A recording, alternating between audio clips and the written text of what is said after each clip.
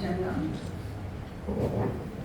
பல்வேறுபட்ட ஆளுமைகளை தமிழ் சார்ந்து நினைவு கூர்ந்து அவர்களுக்கான நினைவு பகிர்வு நிகழ்வை நடாத்துவது வழக்கம். அந்த வரிசையில் ஈழத்து நாடகர் குழந்தை மா சண்முகலிங்கம் அவர்களின் நினைவு பகிர்வு இன்றைக்கு நடைபெறுகின்றது. இந்த நிகழ்விலே அவருடைய நினைவுகளை பகிர்வதற்காக வந்திருக்கின்ற முனைவர் ஸ்ரீ வீரன் அவர்களே, திருப்பா நந்தகுமார் அவர்களே, உதவி நிதி செயலாளர் கொழும்பு தமிழ்ச்சங்கம், முனைவர் ஜெயபிரகாஷ் அவர்களே, மற்றும் பேராசிரியர் மௌனகுரு, மருத்துவர் அனுஷந்தன் அவர்கள் வருகை தருகிறார்கள். மற்றும் இங்கே வந்திருக்கின்ற உங்கள் அனைவருக்கும் எனது அன்பான வணக்கங்களை தெரிவித்துக் கொள்கிறேன். முதலிலே திரு மானா சண்முகலிங்கம் அவர்களினுடைய உருவப்படத்திற்கு மலர் மாலை அணிவிக்குமாறு திரு நந்தகுமார் அவர்கள்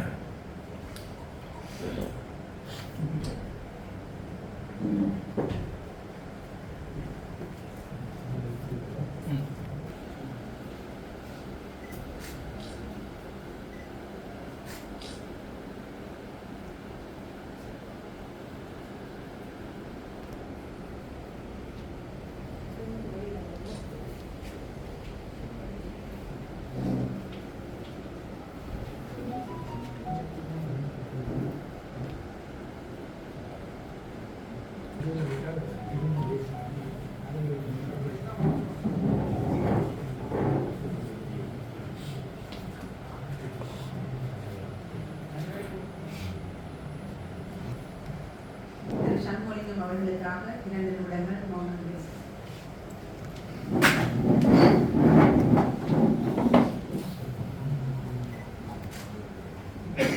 ஈழத்து நாடகர் குழந்தை மா சண்முகலிங்கம் அவர்களினுடைய நினைவு பகிர்வுக்கு வந்திருக்கின்ற அனைவரும் மீண்டும் எனது வணக்கங்களை யாழ்ப்பாணம் திருநெல்வேலியை பிறப்பிடமாக கொண்ட மயில்வாகனம் சண்முகலிங்கம் அவர்கள் குழந்தை மா சண்முகலிங்கம் என்று எல்லோராலும் அறியப்பட்டவராக இருக்கிறார். இவர் ஈழத்தின் சொல்லிங்கம், தமிழகத்தின் பம்பல் சம்பந்த முதலியார் ஆகியோரை இவர் குருவாக கொண்டு அவர்களுடைய வழியை பின்பற்றி அதற்கு மேலே தன்னுடைய இயல்பான நடிப்பினாலும் நாடகத்தின் மேல் இருந்த ஈர்ப்பினால் இவர் நவீனமயப்பட்ட அரங்கொன்றை ஈழத்திற்கு தந்திருக்கின்றார். உலக நாடக அரங்கியலோடு தன்னையும் இணைத்துக் கொண்டு அந்த மாற்றங்களோடு தானமடைந்து பயணித்து ஈழத்து நாடக உலகிற்கு ஒரு நவீனமயப்படுத்தப்பட்ட ஒரு அரங்கை தந்து சென்றவர் குழந்தை சண்முகலிங்கம். இவருடைய இந்த நவீனமயப்படுத்தப்பட்ட இந்த அரங்க போக்கினால் ஈழத்தினுடைய தமிழ் நாடக போக்கு ஒரு புதிய வீச்சுடன் ஒரு புதிய பயணத்தை தொடங்கிட்டு என்று நாங்கள் சொல்லலாம்.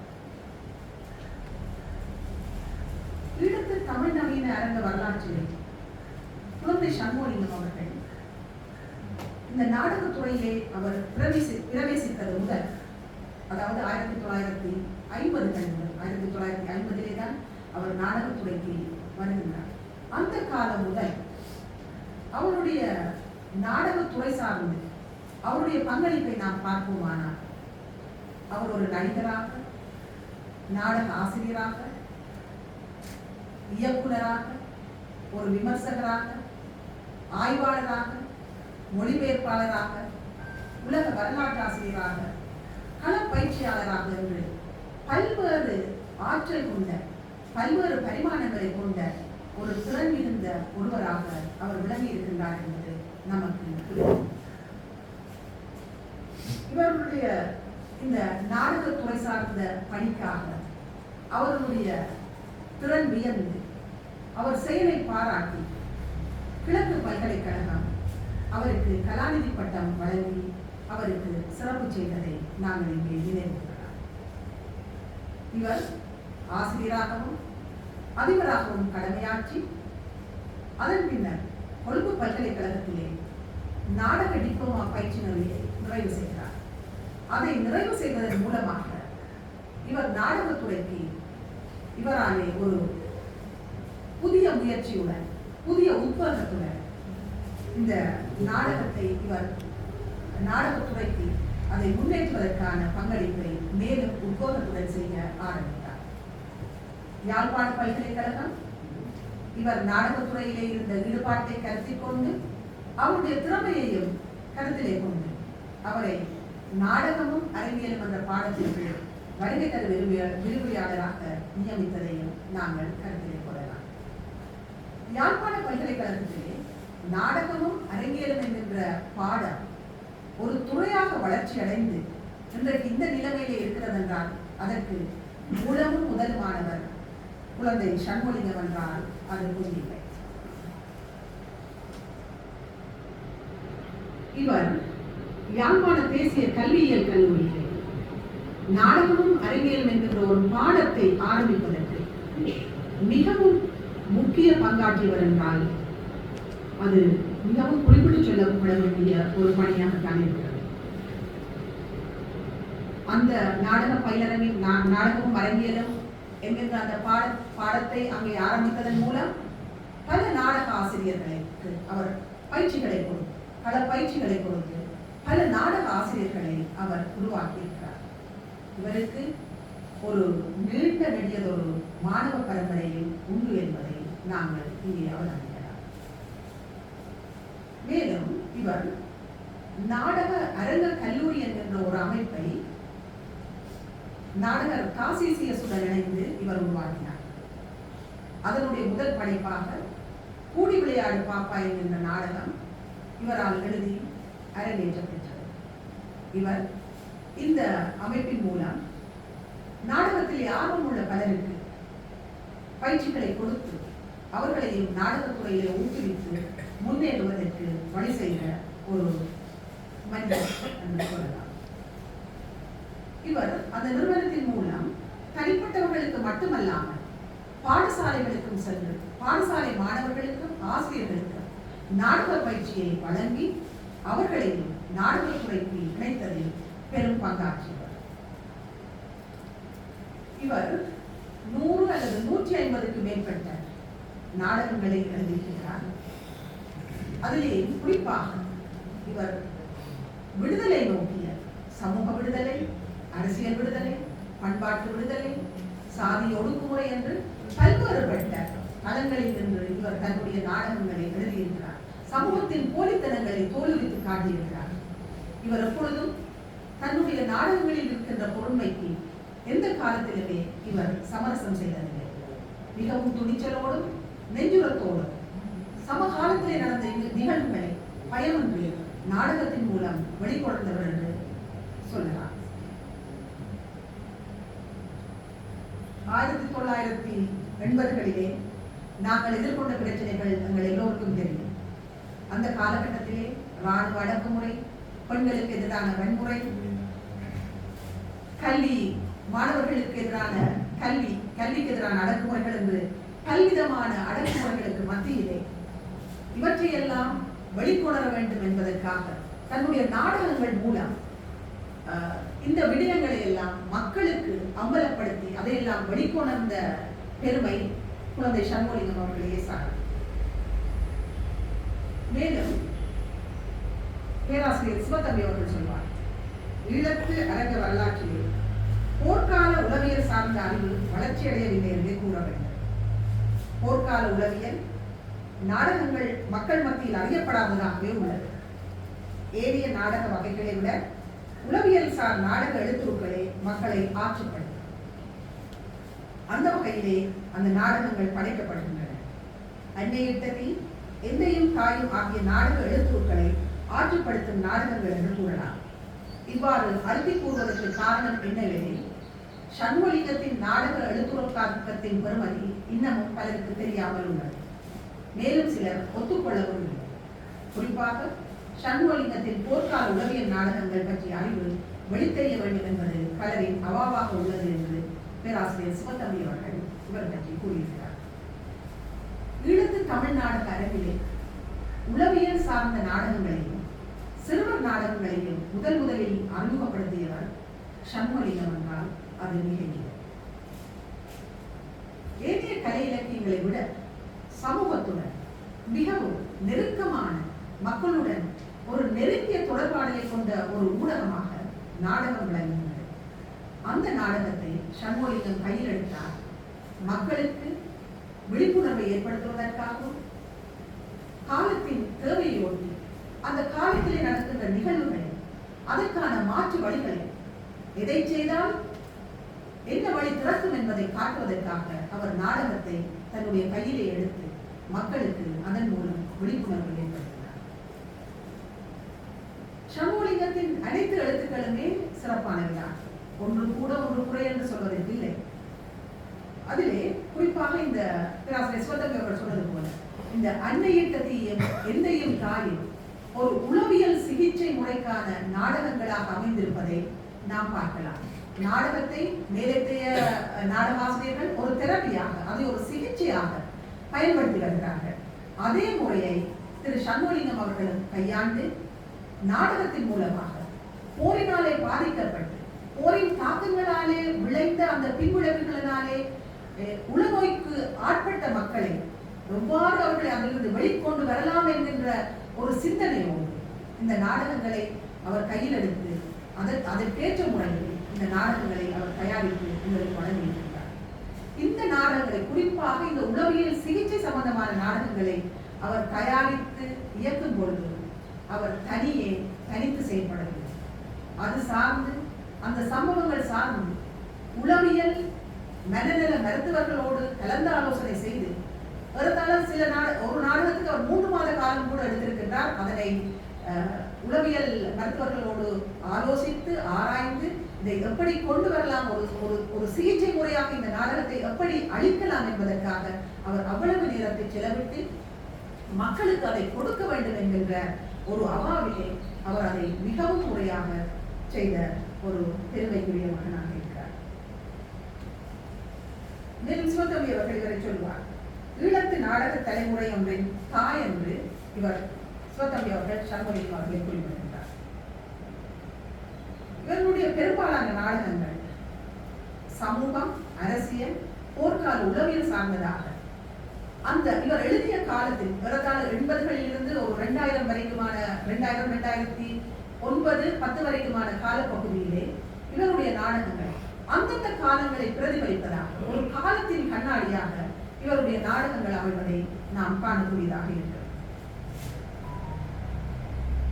இலங்கையின் ஈழத்து தமிழ் அரசியல் நாடக வளர்ச்சியில் ஒரு முக்கிய கட்டமாக, ஒரு மைல் கல்லாக குழந்தை சண்முகலிங்கத்தின் நாடகங்களை நாம் குறிப்பிடலாம். இவர் யதார்த்த பிரச்சனைகளையே நாடகமாக்கினார். கண்முன்னே நடக்கின்ற விடயங்களை, மக்கள் பட்ட துன்பங்கள், அவலங்கள், அதிலிருந்து மீண்டு வருவதற்கான வழிவகைகளை சொன்னார். போர் சூழலில் இருந்து மக்கள் எவ்வாறு மீளலாம், அதில் எவ்வாறு மக்கள் துன்பப்பட்டார்கள் என்று இவ்வாறு பல வகையான இவர் தன்னுடைய நாடக பிரதிகளை ஆக்கி மக்களுக்கு இந்த நாடகங்கள் எல்லாம் மக்களாலே பல முறைகளிலே இவர் மக்களின் வேண்டுகோளை கேட்பார். பலதரப்பட்ட இடங்களில் பல முறைகள் மேடையேற்றப்பட்டதை நாம் அறிவோம். மண் சுமந்த நேரியர், இந்தையும் தாயும், அன்னையின் ததி, ஆர்குலோ சந்திரன் என்ற பல வகை நாடகங்களை நாம் குறிப்பிடலாம்.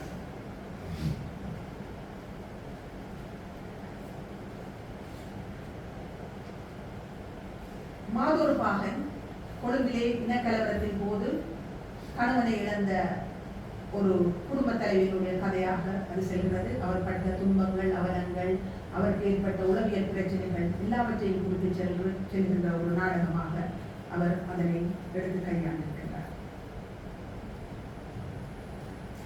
நான் ஏற்கனவே குறிப்பிட்டது போல இவருடைய பல நாடகங்கள் மக்களாலே, ரசிகர்களாலே கேட்டுக்கொண்டதற்கிணங்க பல இடங்களில் பல தடவைகள் மேடையேற்றப்பட்டது என்பதும் இங்கே நாங்கள் அடிக்கோடிட்டு சொல்ல வேண்டியுள்ளோம்.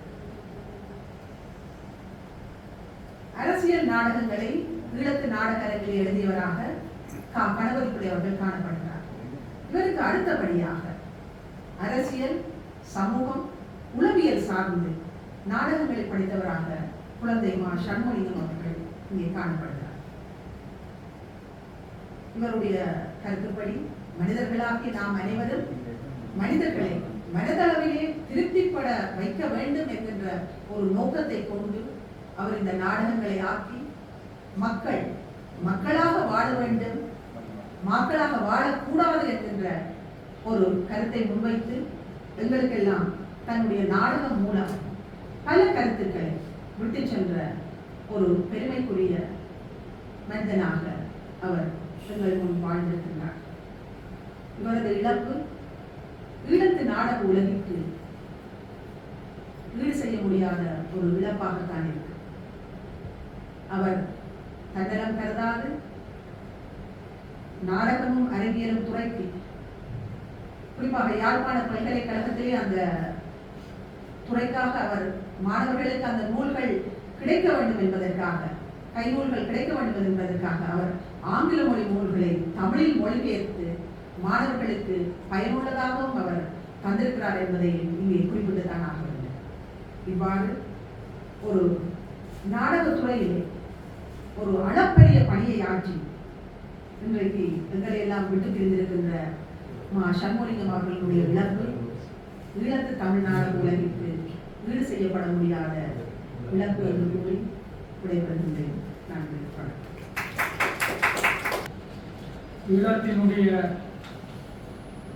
நாடக வளர்ச்சியில் அல்லது ஈழத்தினுடைய நாடகத்தில் கணக்கென ஒரு தனித்துவமான இடத்தை பதித்த மைல்ஸ்டோனாக திகழ்ந்த குழந்தைமான சண்முகலிங்கம் அவர்களுக்கு அமரர் குழந்தைமான சண்முகலிங்கம் அவர்களுடைய இறப்பை தொடர்ந்து எடுக்கப்படுகின்ற கொழும்பு தமிழ்ச்சங்கத்தின் நினைவு பகிர்வு, இந்த நினைவு பகிர்வு நிகழ்வில் தலைமை தாங்கி நடத்துகின்ற நம்மை வளர்க்கின்ற கொழும்பு தமிழ்ச்சங்கத்தின் தலைவர் அவர்களே, என்னோடு தங்கள் நினைவுகளை பகிர வந்திருக்கின்ற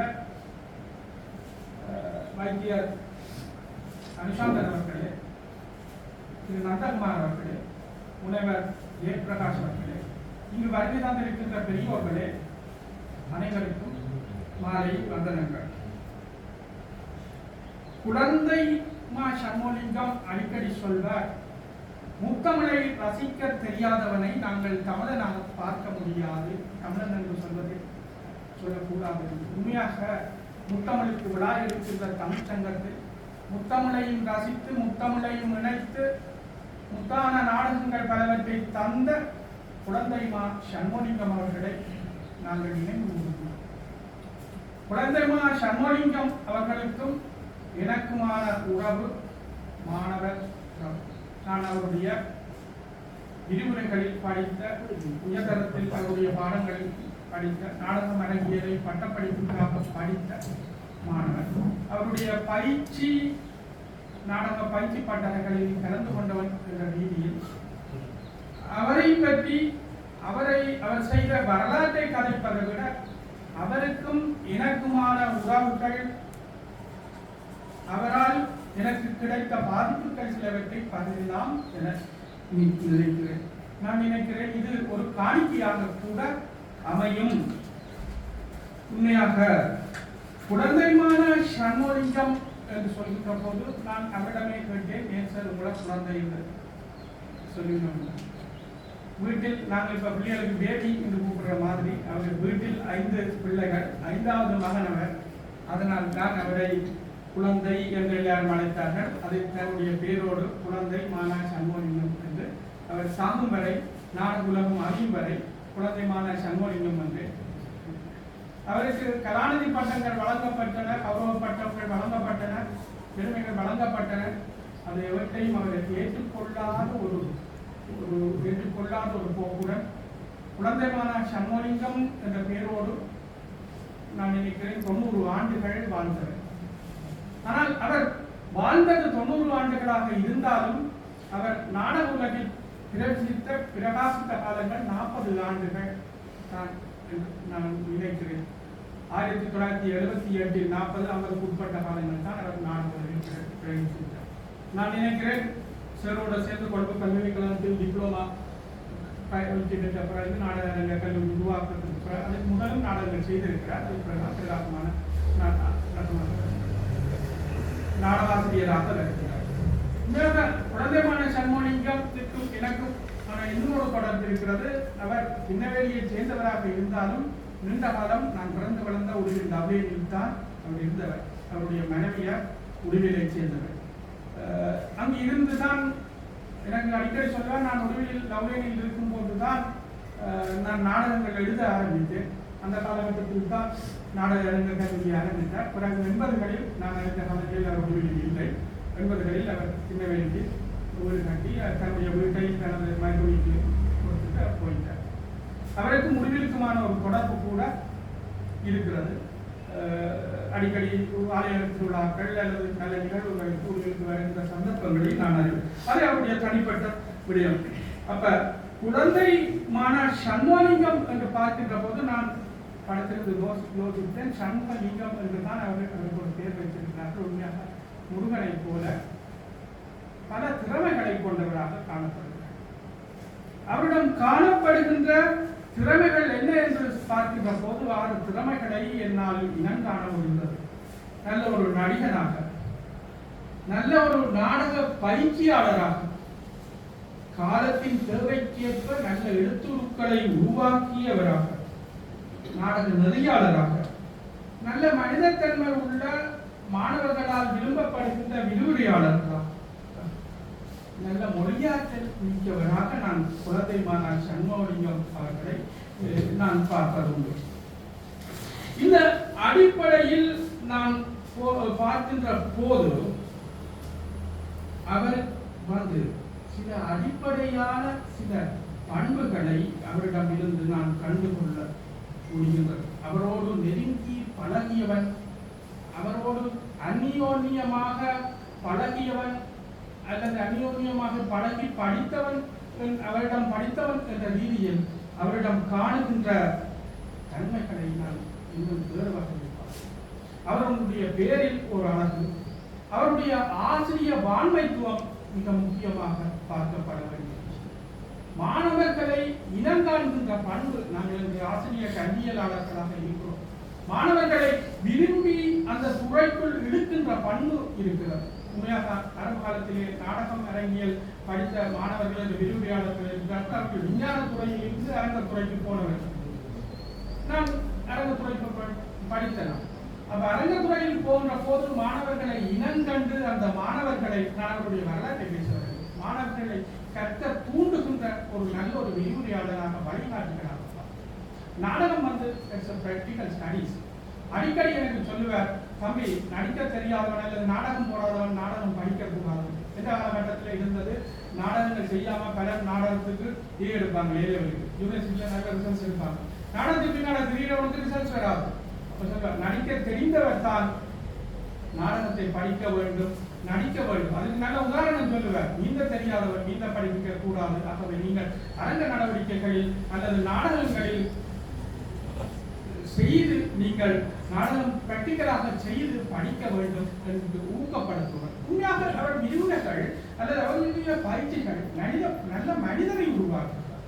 உண்மையாக நாங்கள் உயர்தரம் படிக்கின்ற காலகட்டம், பல்கலைக்கழக பட்டமளிப்பு படிக்கின்ற காலகட்டத்தில் எங்களுக்கு சமூகம் பற்றிய சிந்தனையை அந்த அரங்கியல் உருவாக்கியது. நாடகம் ஒரு பாடமா என்று பேசப்பட்ட காலம். கூத்தாடுவதும் குண்டுகளிப்பதும் ஆத்தாதவன் செயல் என்று யாழ்ப்பாண சமூக மட்டத்தில் இறக்கி பார்க்கப்பட்ட அரங்க கலைகள் அல்லது கோயில்களிலும் அல்லது பிற இடங்களிலும் பொழுதுபோக்குக்காக நடிக்கப்பட்ட நாடகத்திற்கு ஒரு உயர் அந்தஸ்து கொடுத்து அல்லது ஒரு கல்வி அந்தஸ்து கொடுத்து அல்லது அரங்கியலை பல்கலைக்கழகத்திலே படிப்பதை ஒரு கௌரவமாக கருதக்கூடிய நிலைக்கு யாழ்ப்பாண சமூகத்திலும் சரி இலங்கையிலும் தமிழர் சமூகத்திலும் அதை வளர்த்துவிட்ட பெருந்தகைகளுள் முக்கியமானவராக நாங்கள் குழந்தைமான சண்முகலிங்கத்தை பார்க்கிறோம். குழந்தைமான சண்முகலிங்கத்தினுடைய பயிற்சி பெற்றங்கள் அல்லது விரிவுரைகள் தனித்து வகுப்புகள் மாத்திரமாக அல்லது பாடத்திற்குரிய வகுப்புகள் மாத்திரமாக இல்லாமல் சமூகம் பற்றிய நடைமுறை பற்றிய கலந்துரையாடல்கள், எங்களுடைய உள்ள கிடக்கைகள், எங்களுடைய மன கிளர்ச்சிகளை எல்லாம் கிளறிவிட்டு, எங்களுடைய சிந்தனைகளை தூண்டிவிட்டு, எங்களை தேட வைக்கின்ற, எங்களை புத்தகங்களை அல்லது சமூகத்தை பற்றி சிந்திக்க வைக்கின்ற வகுப்புகளாக, விரிவுரைகளாக அவருடைய கற்பித்தல் நடவடிக்கைகள் அமைந்ததை என்னால் காணக்கூடியதாக இருக்கும். நாங்கள் பார்க்கக்கூடியதாக இருக்கும். அவருடைய வழி வந்த ஒரு நாடகம் அரங்கியலை சிறப்பு பாடமாக அவருடைய காலகட்டத்தில் படித்தவர்கள், அவரோடு இணைந்து செயலாற்றிய பேராசிரியர் மௌனகுடி இருக்கிறார். அவரிடம் படித்து வந்தவர்கள் தான் இன்று வரை நாடகம் போடுபவர்களாக யாழ்ப்பாணத்திலும் சரி இலங்கையிலும் சரி நாங்கள் காணக்கூடியதாக இருக்கிறோம். சில தடவைகள் நான் பேசிய போட்டிகளுக்கு நடுவராக போய் அமர்ந்திருக்கிறேன். சில தடவைகளில் சமுத்திர போட்டிகளில் இருக்கின்ற போது அங்கு வருகின்ற நாடகங்களை தயாரித்தவர் யார் என்று பார்க்கின்ற போது பெரும்பாலும் புரந்தமான சண்முகத்தினுடைய எனது காலகட்டத்தில் பல்கலைக்கழகங்களில் படித்தவர்களாகத்தான் இருக்கிறார்கள்.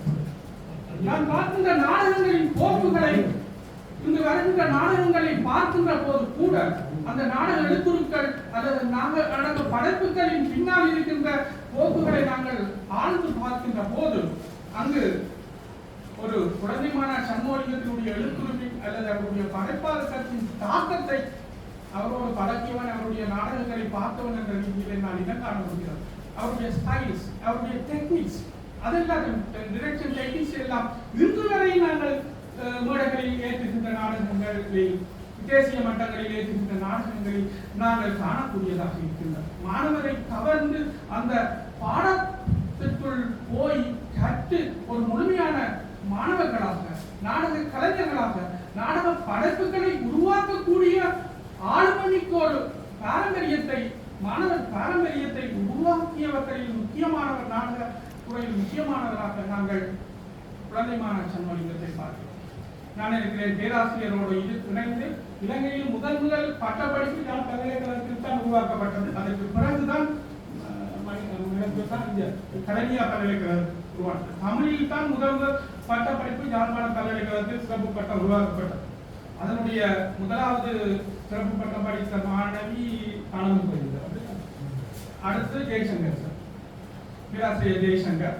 அப்படியே ஒரு ஆண்டு போது திலகநாதன் சார், ஜெயரஞ்சினி நாவலட்சுமி சார் அந்த காலகட்டத்தில் அந்த வீரநிலையாக இருந்தவர்.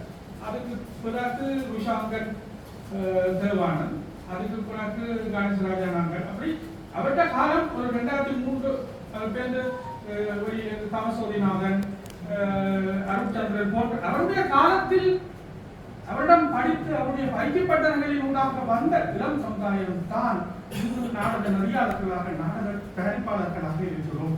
அது நான் நாடகத்தில் இருந்து வைத்துட்டு வந்து நான் ஊடகத்தில் என்னை போல ஒரு சிலர் இணைந்து வேலை செய்கிறார். ஒரு முறை நான் சிறப்பு பாட்டம் படிக்காமல் சாதாரண ஜெனரல் டிகிரி படிக்க போனது சொல்ல நாட்டின் நிலைமை கருதி நாங்கள் படிக்கின்ற காலகட்டத்தில் உனக்கு தொழில் தான் மிக முக்கியம், நீ ஒரு நல்ல நிறுவனத்தில் வேலை செய்கிறாய், நீ அந்த ஊடக தொழிலை இறுக்கமாக பிடித்து வாழ்ந்தவர்களை வழிகாட்டியவர் குழந்தைமான சண்முகம். என்னை தனிப்பட்ட முறையில் வழிகாட்டியவர். உண்மையாக அவருடைய நுட்பம், அவரிடம் நான் படித்த அல்லது அனுபவித்த அனுபவங்களை நான் இன்று வரை நான் சுமக்கிறேன் அல்லது இன்று வரை நான் என்னுடைய கடமையிலும் வாழ்க்கையிலும் பாவிக்கிறேன். அவருடைய வாழ்க்கையினுடைய ஒரு வழிகாட்டியாக கூடி அவருடைய பயிற்சி பட்டங்கள் விரிவுரைகள் அமைக்கிறது. உண்மையாக இந்த டீம் ஒர்க் என்பது என்னோட பலர் ஊடகத்துறைக்கு வந்தார்கள், பலரும் இல்லை. ஆனால் நான் டீம் ஒர்க் செய்தபடியாக தான் நான் ஒரு டெலிவிஷன் ப்ரொடியூசராக இன்றைக்கு மட்டும் 25 வருஷமா நிற்கிறேன்.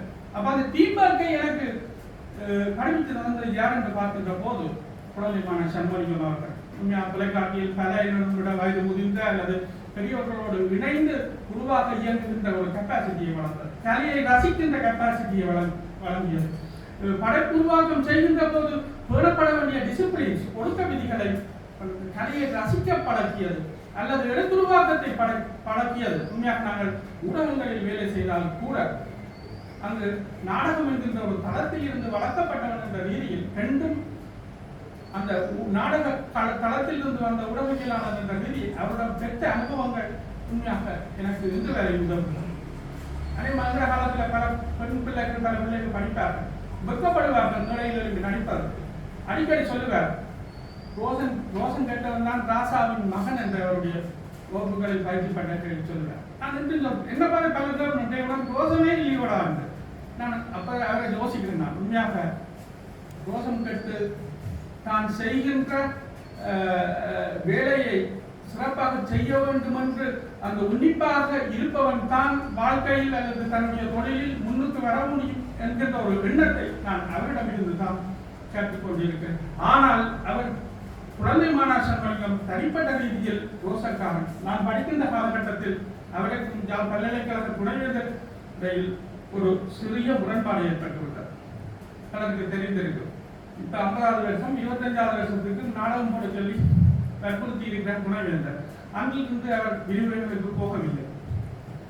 மாணவர்களுடைய விண்ணப்பத்துக்கு ஏற்ப அப்போது கலைப்பிடாதியாக இருந்த சண்முகதாசர் அவர்கள் வீட்டை போய் சமாதானம் செய்து அவரை மீண்டும் பல்கலைக்கழகத்துக்கு அழைத்து வந்தது. ஆனால் மிக ரோசக்காரனாக நான் பார்த்திருக்கிறேன் குழந்தை மாணவன் சண்முகம். அவ்வளவுக்கு ரோசமானவராக அவர் விரிவுரைகளுக்கு போகாமல் எனக்கு வேலை வேண்டாம் என்று இருந்துட்டார். ஆனால் அந்த காலகட்டத்தில் கலாநிதி சிதம்பரநாதன் நாட்டில் இல்லாத காரணத்தினால் மாணவருடைய தேவை கருதி அங்கு அவர் வீட்டில் போய் அழைக்கப்பட்டார். அது அவருடைய ரோசத்தை காட்டுகிறது. மாணவர்களை நல்ல வழிபடுத்துகின்ற ஒரு நல்ல மானிடனாக நான் அவருடைய நாடகங்களை பற்றி எனக்கு தெரியும். அதை விட அவரில் இருந்து நான் கண்ட விஷயங்கள் மனிதனை நல்ல மாணவ சமுதாயத்தை உருவாக்கியவராக, நல்ல மனிதர்களை உருவாக்கியவராக, நல்ல பண்புகளை உருவாக்கியவராக நான் குழந்தை மாணவர் சண்முகத்தை பார்க்கிறேன். அவருடைய கலை ஆளுமைகளை பற்றி எனக்கு முதல் பேசிய தலைவர் பல கருத்துக்களை முன்வைத்தார். உண்மையாக பாடத் தெரியாது விட்டாலும் ஆடத் தெரியாது விட்டாலும் அதை ரசித்து ஆடல் கலைஞர்களோடு இணைந்து தன்னுடைய கலைக்குள் புகுத்திய சிறப்பை, நாடகத்திற்குள் புகுத்திய சிறப்பை நாம் பார்க்கக்கூடியதாக இருக்கிறோம். உண்மையாக அவருடைய நாடகங்கள் பற்றி பேசுகின்ற போது எல்லாரும் பலரும் பலவிடயங்களை விரும்பார்கள். ஈழத்தமிழருடைய வாழ்வியலை, ஈழத்தமிழருடைய பண்பாட்டை, ஈழத்தமிழருடைய மானிடவியலை நாம் 80களுக்கு பிறகு பார்க்க வேண்டுமான இருந்தால், எந்த ஒரு ஆய்வாளர் நோக்க வேண்டுமா இருந்தால் அவருடைய எழுத்துக்களின் ஊடாகத்தான் பார்க்க வேண்டிய தேவைப்பாடு இருக்கிறது. உண்மையாக தத்துருவமாக பாத்திர படைப்புகளின் ஊடாக ஈழத் தமிழர்களுடைய வாழ்க்கையை, யுத்தத்தின் இன்னல்களை, எங்களுக்கு யுத்தத்தின் எழுச்சியை, தமிழ் தேசிய விடுதலையின் தேவைப்பாட்டை மண் சுமந்த மேனியர் நாடகத்தின் ஊடாக 1980களில் படைத்த அவர் உண்மையாக மண் சுமந்த மேனியர் நான் பார்க்கல. அது தொடர்பான விமர்சனங்களை நான் 80க்கு பிறகு வளர்ச்சி அடைந்து அதை எனக்கு பார்க்க சந்தர்ப்பம் கிடைக்கிறது. ஆனால் அந்த படிக்க கிடைத்ததை பற்றி மண் சுமந்த மேனியர் தொடர்பாக எனக்கு வாசிக்க கிடைத்தது. ஸ்ரீகணேசன், ப்ரொஃபசர் ஸ்ரீகணேசன் எழுதியிருக்கார் சுமந்த மேனியர் தொடர்பாக. மண் சுமந்த மேனியரின் ஊடாக எங்களுடைய தமிழ் தேசிய விடுதலையின் தேவைப்பாட்டை அரங்கிற்கு கொண்டு வந்து ஒரு சமூக மாற்றத்தை கொண்டு வந்தவராக நாங்கள் குழந்தை மாணவர் சண்முகத்தை பார்த்தோம். அதற்கு பின்னர் 90களின் பின் யுத்தத்தின் விளைவுகளை தன்னுடைய நாடகங்களாக காட்டுகிறார். அன்னை ததி மருத்துவப்பிட மாணவர்களை வைத்துக் கொண்டு உளவியல் தளத்தில் உருவாக்கப்பட்ட நாடகம். அது பிறகு 95-96 பிறகு போடப்பட்டது. எனக்கு பார்க்க கிடைத்தது. அதாவது அந்த 1987களில் இந்திய ராணுவத்தினால் பெண்களுக்கு இழைக்கப்பட்ட அநீதிகளை ஒரு வீடியை வைத்துக் கொண்டு குறியீடாக டாக்டர் சிவஜீவனோடு இணைந்து உருவாக்கிய ஒரு அருமையான படைப்பாக நான் பார்க்கின்றேன். 95களில் வேள்வித்தி என்று ஒரு நாடகம் போடுகிறார். நான் நினைக்கிறேன் நாடக அரங்க கல்லூரியினுடைய 25வது ஆண்டு விழாவுக்கு அந்த வேள்வித்தி நாடகம் நாங்கள் பெண்களுடைய கற்பை பற்றி ஒரு தத்துவமாக பெண்களை நாங்கள் பார்ப்பது அல்லது பெண்களுடைய கற்பை பற்றி வியாக்கியானம் செய்கின்ற ஒரு தத்துவமான நாடகமாக அந்த வேள்வித்தி அமைத்தது. அந்த வேள்வித்தி நான் நினைக்கிறேன் அவர்களுடைய எழுத்துருக்களில் குறிப்பிடத்தக்க ஒரு சிறப்பான ஒரு நாடகம் என்று நினைக்கிறேன். ஒரு தீர்க்க தரிசனமான எப்பையும் படைப்பாளிகள் தீர்க்க தரிசனமானவர்கள். நானும் சில என்னுடைய நாடக நண்பர்களுக்கு அழைப்பது உண்டு. அவருடைய நாடகங்களில் ஒரு தீர்க்க தரிசனம் வெளிப்பட்டிருக்கிறது. அதாவது 2009களில் எங்களுக்கு நடக்க போகின்ற விடயத்தை நாடகம் அரங்க கல்லூரியினுடைய ஒரு படைப்பாக ஆர்கொடோ சதுரர் என்கின்ற நாடகத்தின் ஊடாக வெளிப்படுத்தி இருக்கிறார். மகாபாரதத்தின் 13ஆம் நாள் யுத்தத்தில் அபிமன்யு இழந்த விடயத்தை சாந்தினி சிவனேசனுடைய நடன அமைப்போடும் ரோபர்ட் அவர்களையும் கொண்டு ஒரு ஒரு முத்தமிழ் நிறைந்த ஒரு கலைப்படைப்பாக 2003 மேடையேற்றியவர். நான் நினைக்கிறேன் கொழும்பிலே குழந்தைய திறமையா இருக்கணும், எனக்கு ஞாபகம் இல்லை. அதுல அபிமன்யு இறக்கிற காட்சி 2009 தமிழ் சமூகத்திற்கு நடக்க இருந்த விடயத்தை 2003 அரங்கில் காட்டி தத்துரூபமாக காட்டிய ஒரு படைப்பாளியாக நாங்கள் இந்த சந்தர்ப்பத்தில் குழந்தை மாணவர் சண்முகலிங்கத்தை நாங்கள் குறிப்பிட வேண்டும். அது அவருடைய ஒரு தீர்க்க தரிசனம் என்று என்னை போன்ற அவரிடம் படித்த பழகியவர்கள் பேசுவதுண்டு. ஆகவே யுத்த பாதிப்புகளை வைத்து ஏராளமான நாடகங்கள் எழுதியிருக்கிறார். எந்தையும் தாயும் என்கின்ற நாடகம், அதாவது பிள்ளைகளை வெளிநாட்டில் விட்டுவிட்டு ஏங்கி வாழ்கின்ற வயது முதிர்ந்த, இன்னும் அந்த பிரச்சனை இருக்கிறது, வயது முதிர்ந்த பெற்றோர்களுடைய அவலங்களை அழகிய தமிழில் நாச்சார் வீட்டில் கொண்டு அரங்கமைத்து நாச்சார் வீட்டை அரங்காக்கி தத்துவ ரூபமாக யதார்த்த மொழி நடையில் அந்த நாடகத்தை படைத்தவராக நான் பார்க்கிறேன். பிரதிமான சண்முகலிங்கம் அதே நாடகத்தை அவருடைய மாணவர்களுக்கு பிற்காலத்தில் நெறியாழ்வை செய்தார்கள். நான் படிக்கின்ற காலத்தில் அது காபோதா உயர்தரத்திற்கும் பாடத்திட்டத்தில் இருந்த விடயமாக காணப்படுகிறது. இவ்வாறு வேள்வித்தை பற்றி பேசுகிறோம், யுத்த எழுச்சிகள் பற்றி பேசின பிறகு இவருடைய அரங்குகளில் சிறுவர் நாடகங்கள் மிக முக்கியம். தலைவர் குறிப்பிட்டது போல கூடி விளையாடு பாப்பா இலங்கையினுடைய தமிழ் நாடகங்களின் சிறுவர் அரங்குகளில் முதல் நாடகமாக பார்க்கப்படுகிறது. நாடக அரங்குகளுடைய படைப்பு ஆரம்ப காலத்திலே நான் அவருடைய சிறுவர் நாடக முயற்சிகளில் அவரோடு இணைந்து பயணித்தவன். அவருடைய ஒரு சிறுவர் நாடகத்தில் நான் நடித்தவன் என்ற ரீதியில் அவருடைய ஆரம்பகால சிறுவர் நாடகங்கள் கூடுதலாக அந்த தந்திரமான விஷயங்களும் சிங்களம் என்றது அசிங்கம் என்று அவ்வாறு குறியீடுகள் அவருடைய நாடகங்களில் இருக்கிறது.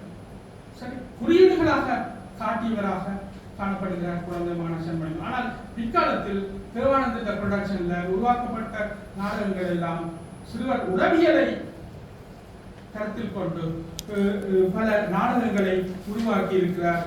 நாடக கல்லூரியில் இருந்து அதுல முக்கியமான சில நாடகங்கள் தேவானந்த பிற்காலத்தில் இன்று வரை தேவானந்தால அது மேடியேற்றப்பட்டு வருகிறது.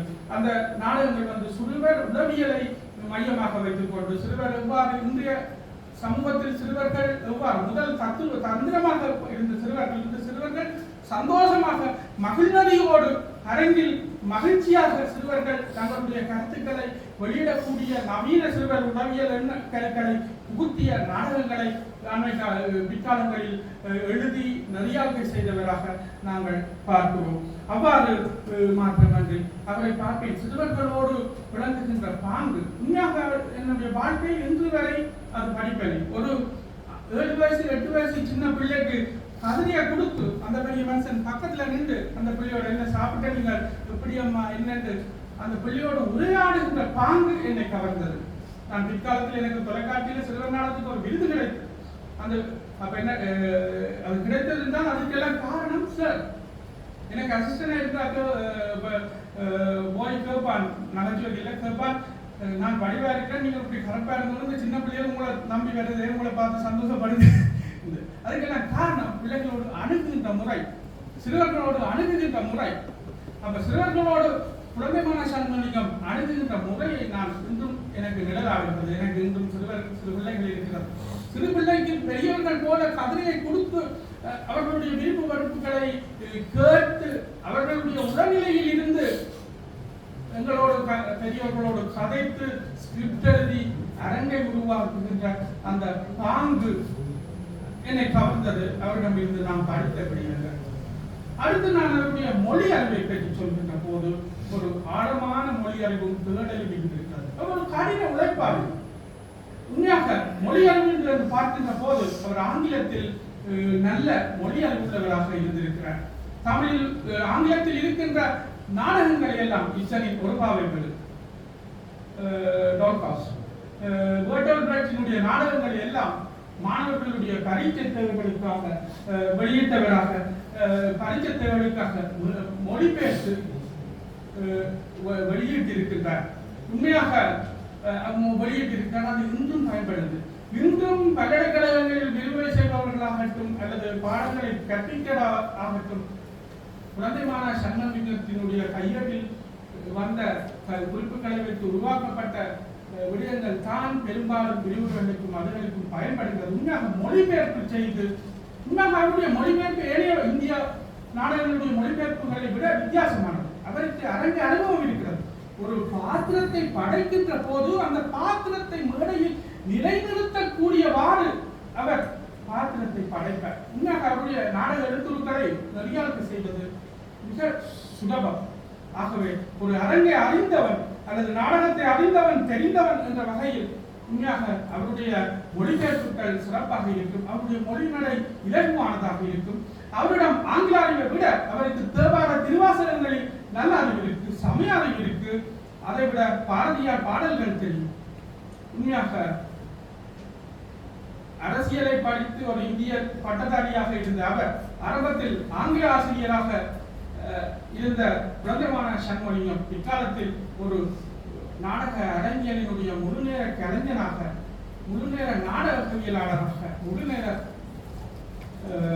முழுநேர நாடக கலைஞனாக, நாடக எழுத்தாளராக வாழ்ந்திருக்கிறார். இன்று வரை ஷேக்ஸ்பியர் வாழ்கிறார் என்றால் அதுக்கு காரணம் ஷேக்ஸ்பியருடைய நாடக எழுத்துக்கள் தான். அதுபோல ஈழத்து தமிழ் சமூகத்தின் வரலாற்றில் குழந்தை மாணா சண்முகலிங்கம் வாழ்ந்தார். அதுக்கு காரணம் அவருடைய நாடக எழுத்துக்கள் தான் என்கின்ற கருத்தை கூறி எதிர்காலத்தில் அவருடைய படைப்புகள் தொடர்பாக நீண்ட புலமைசார் ஆய்வுகள் வர வேண்டும் என்று கூறி அண்ணா தன்னுடைய காதல் மனைவி எனக்கு தெரியும், அவருடைய வைத்தியந்திரி பவானி அன்றி இறந்து ஒரு வருட நன்னாளில் அவரும் இறைப்பதம் அடைந்திருக்கிறார். ஆனால் குழந்தை மாணவ சண்முகத்தினுடைய ஆத்மா சாந்தி அடைய வேண்டும். அவருடைய நாடக பணிகள் அவர்களுடைய மாணவர்களால் முன்னெடுக்கப்பட வேண்டும். அன்னாரின் ஆசீர்வாதம் எனக்கும் உங்களுக்கும் கிடைக்க வேண்டும் என்று வேண்டி விடைபெறுகிறேன். நன்றி. நன்றி முனைவர் ஸ்ரீ அவர்களே. அடுத்ததாக